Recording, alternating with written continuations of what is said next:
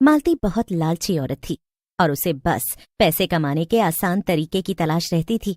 वो एक गहनों की दुकान पर काम करती थी। सुनो मालती, आज नए गहने आने वाले हैं, तो तुम लंच ब्रेक में कहीं मत जाना और उन नए गहनों को चेक करके दुकान में सजा देना। आज मुझे किसी जरूरी काम से बाहर जाना पड़ेगा। जी ठीक है सर, आप बेफिक्र होकर जाइए, मैं हूं ना, मैं सब संभाल लूंगी। मालिक मालती के भरोसे दुकान का काम छोड़कर चला जाता है। उधर जब गहने आते हैं तो मालती उन्हें ठीक से देखकर दुकान में रखवा लेती है। मालती की आंखें उन नए गहनों को देखकर जगमगा गई थीं। हाय बाप रे, कितने भारी और सुंदर गहने हैं ये। जरूर बहुत रईस लोग ही होंगे जो इतने महंगे गहने खरीदेंगे। न जाने मेरी किस्मत में कब लिखा है ऐसे गहने खरीदना। मालती अपने ख्यालों में गुम थी कि तभी वहां पर एक औरत अपने पति के साथ आ जाती है। आइए मैडम, आइए सर, आपको क्या चाहिए? जी मुझे अपनी बीवी के लिए एक डायमंड सेट लेना है, हमें अच्छा सा सेट दिखा दीजिए। जी जरूर। मालती उन दोनों को कुछ सेट्स दिखाती है और कहती है, ये देखिए सर, ये डायमंड का सेट मैडम पर बहुत जचेगा। जी हाँ, बिल्कुल सही कहा आपने, मुझे भी ये बहुत पसंद आया। अरे दाम तो पूछ लीजिए। तुम्हें पसंद है ना, बस ले लो, दाम चाहे जो हो। वाह, ये हुई ना बात, मैं अभी इसे पैक करवा देती हूँ। वो आदमी सेट खरीद लेता है और दोनों दुकान के बाहर चले जाते हैं। लेकिन जैसे ही वो अपनी गाड़ी में बैठने के लिए सड़क के उस पार जाते हैं, अचानक से बाइक से दो गुंडे आते हैं और उनके हाथ से सेट छीनकर भाग जाते हैं।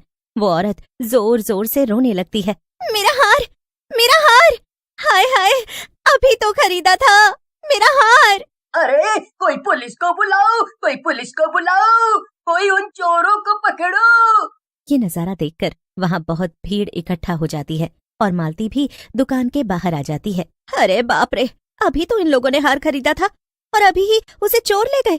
कैसी फूटी हुई किस्मत है इनकी। थोड़ी देर वहाँ रोना धोना करने के बाद दोनों पति पत्नी पुलिस स्टेशन चले जाते हैं और मालती भी वापस दुकान में आकर काम करने लगती है। लेकिन वो सारे टाइम उन्हीं पति पत्नी के बारे में सोचती रही। रात को जब वो अपने घर में लेटी थी तब उसे एक विचार आता है। हाँ, कैसे एक झटके में उन चोरों ने लाखों के गहने चुरा लिए और इसमें ज्यादा मेहनत भी नहीं लगी। यहाँ मेरे जैसी इंसान को तो बरसों लग जाएंगे, तब जाकर मैं इतना महंगा सेट खरीद पाऊंगी। मालती ये सब सोच ही रही थी कि तभी उसके दरवाजे पर कोई आता है। मालती जाकर देखती है तो बाहर उसका पुराना दोस्त मुकुल खड़ा था। अरे मुकुल, तू यहाँ क्या कर रहा है? यहाँ से अभी के अभी चला जा। अरे कैसी दोस्त है तू, इतने वक्त बाद मैं तुझसे मिलने आया हूँ और तू मुझे देखते ही भगा रही है। हाँ, भगा रही हूँ क्योंकि तू इसी बिल्डिंग में रहता था और यहीं पर चोरी करने के इल्जाम में पकड़ा गया था और तू कोई जंग जीतकर मुझसे मिलने नहीं आया है। जरूर तेरे उस लोफर दोस्त गुड्डू ने तुझे बेल करवाकर छुड़ाया होगा, तभी तू यहाँ आया है। अरे तो ये लोग मुझे देखते ही थोड़ी पहचान लेंगे, मैंने चोरी ही तो की थी, कोई खून थोड़ी ही किया था। और वैसे भी उस चोरी से मुझे ज्यादा फायदा भी नहीं हुआ था। इतना कहकर मुकुल मालती के घर के अंदर आ जाता है। अच्छा, तुझे पता है क्या कि आज मेरी दुकान के बाहर एक औरत का डायमंड का सेट चोरी हो गया था? हाँ हाँ पता चला, क्या समझदार चोर थे ना, कितना सही हाथ मारा उन्होंने।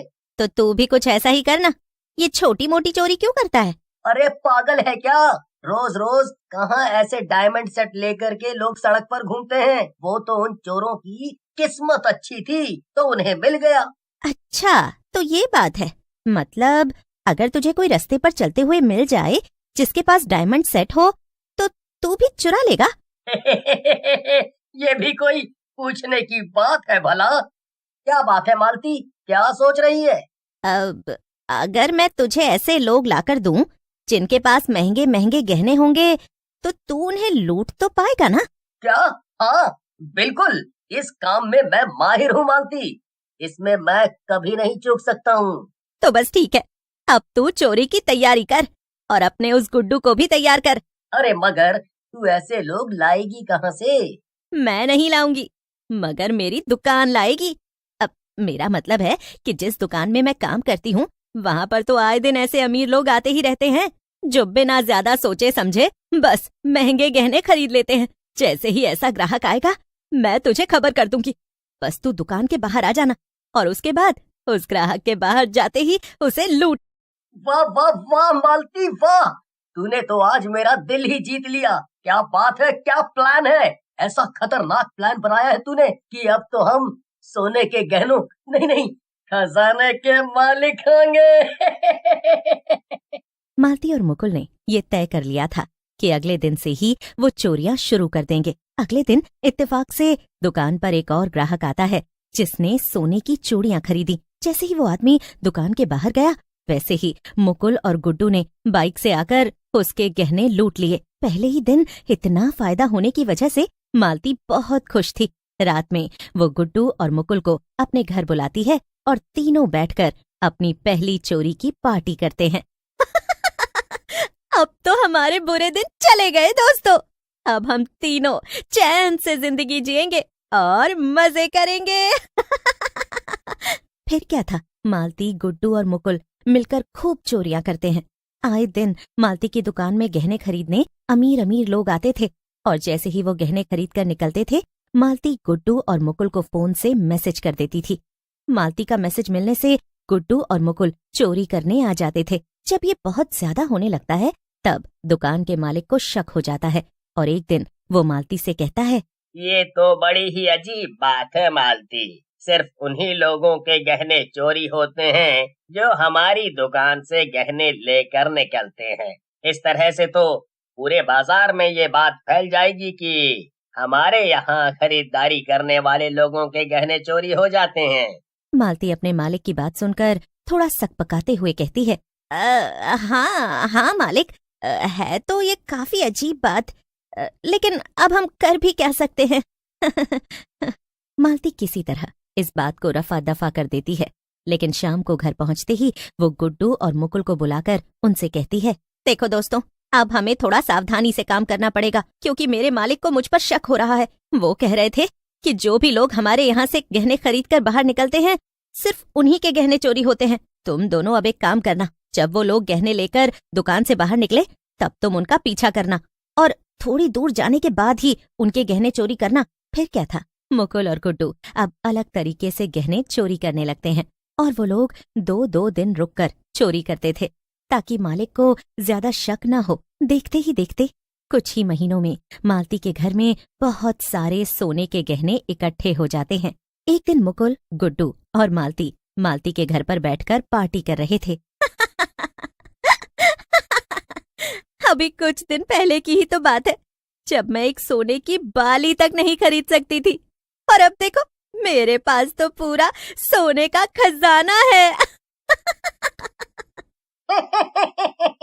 ये तुम क्या कह रही हो मालती, ये सब तुम्हारा थोड़ी है।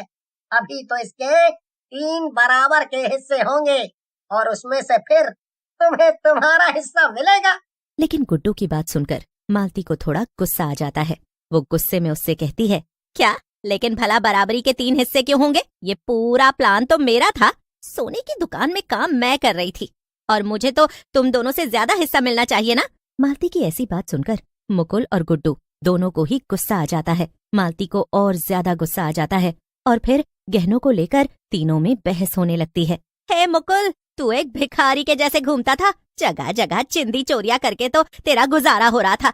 मैंने तुझे ये रास्ता दिखाया और अब तुझे मेरा एहसान मानना चाहिए, लेकिन तू मुझसे ही बहस कर रहा है। ये सुनकर गुस्से में आकर मुकुल मालती पर चाकू से वार कर देता है, जिससे मालती मर जाती है। फिर मुकुल और गुड्डू मालती की लाश को ठिकाने लगा देते हैं, लेकिन असल में तो मालती एक चुड़ैल में बदल गई थी और वो अपने सोने के खजाने के ऊपर बैठ गई थी। जैसे ही मुकुल और गुड्डू घर में वापस आते हैं, वो सोने के ऊपर चुड़ैल को बैठा देखकर बहुत घबरा जाते हैं, लेकिन चुड़ैल दोनों को पकड़ लेती है और हंसते हुए उनसे कहती है, कहाँ भाग रहे हो तुम दोनों? हाँ? तुम दोनों ने मुझे मार दिया और देखो मैं एक चुड़ैल में बदल गई। लेकिन चुड़ैल मुकुल की एक नहीं सुनती और बड़ी बेरहमी से उसे खा जाती है। इसके बाद वो अपने सोने के खजाने पर बैठकर आराम करने लगती है। गुड्डू तो डर के मारे वहां से भाग जाता है।